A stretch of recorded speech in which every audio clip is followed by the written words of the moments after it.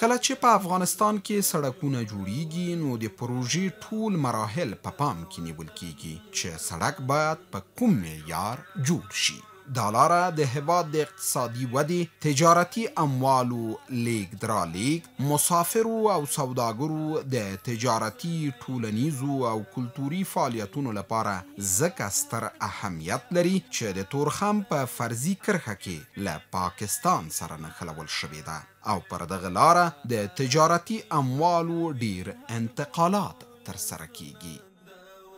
سرک‌ها و شاهراه‌ها در افغانستان وقتی که سروی و دیزاین میشه از مرحله مطالعات امکانسنجی، مطالعات اجتماعی شروع تا مرحله سروی اساسی، دیزاین اساسی، پروژه که وقتی آغاز میشه تمام مراحل پروژه در نظر گرفته میشه که سرک به کدام معیار ساخته شود. سرک لین دوم کابل جلال آباد به خاطر گفتم که از مسیرهای مهم است که در قسمت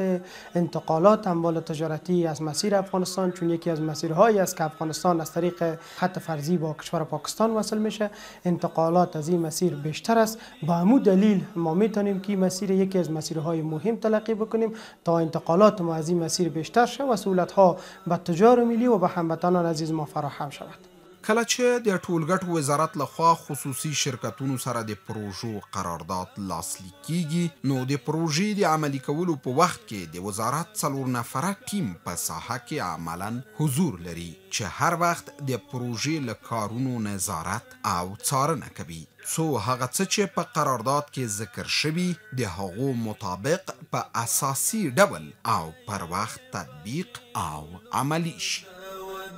زمانی که پروژه از سوی وزارت فوایدامه با سکتور خصوصی یا با شرکت‌های قراردادی قرارداد میشه، کار پروژه زمانی که در ساحه آغاز میشه یک تیم 4 نفری از وزارت فوایدامه عملا در ساحه حضور می داشته باشند، دائم از پروژه نظارت ارزیابی میکنن. آنچه که در قرارداد ذکر شده در بیکیو و مشخصات تکنیکی پروژه است، مطابق بیکیو، مطابق قرارداد پروژه باید در ساحه تطبیق شود که از جریان تطبیق پروژه تیم‌های وزارت فوایدامه نظارت میکنه تا به گونه اساسی مطابق پروژه تطبیق شود و عملی شود. لویې لارې د یوې ټولنې د پرمختګ لپاره حیاتي ارزښت لري او د خلکو ژوند اسانه کوي نو په همدې اساس ولس د اسلامي امارت د دې سترو پروژو د پیل ستاینه کوي، پر تطبیق او عملي کېدو یې خوښي څرګندوي او د هر ډول ولسي همکارۍ ډاډ ورکوي. د ولسي خلکو ترڅنګ د پروژې کارکوونکي هم د دغه سړک د رغولو پر چارو خوښ بریښي او خپل سپیڅلي احساسات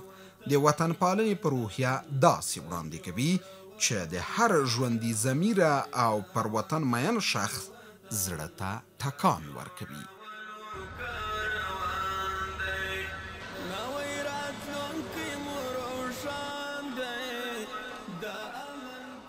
د دغه پروژې په تطبیق سره دغه ولس ته دا درک شوی ده چې دا د دوی دپاره ډېر یو ارزښتناکه پروژه ده او تر اوسه پورې چې له کومې ورځې موږ شروع کړې ده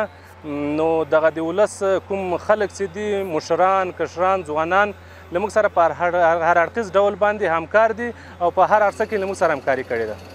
نو لکه څنګه چې دا معلومه ده اوس اسلامي امارت چې په افغانستان کې حاکم شوی ده هغه چې کوم پروژې یا کومې رغنیزې چارې د دوی تر لاس لاندې دي دوی خپل هم په ښه مسلکي ډول باندې نظارت کوي او زموږ د شرکتو کوم انجینر صاحبان تخنیکي ټیمونه چې دي دا هم ښه په پوره مېړانه او تعهد باندې دې ته متحد دي چې دا یو حیاتي پروژه ده او په ښه ډول او په ښه کیفیت سره او په تضمیني شکل باندې دا پروژه په مخ ولاړه شي او کار یې بشپړ کړي.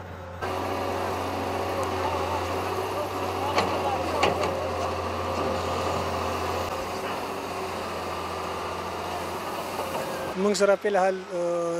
تقریبا 15 ماشینګري شروع ده خو د وخت په کتو سره دا نور هم زیاتو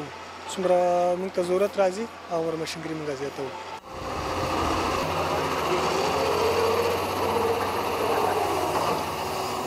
ان شاء الله زړه خو مې دا غواړي چې شپې و د ورځې کار وکړو، الله دې وکړي چې دا روډ جوړ شي او خلکو ته سهولت راشي.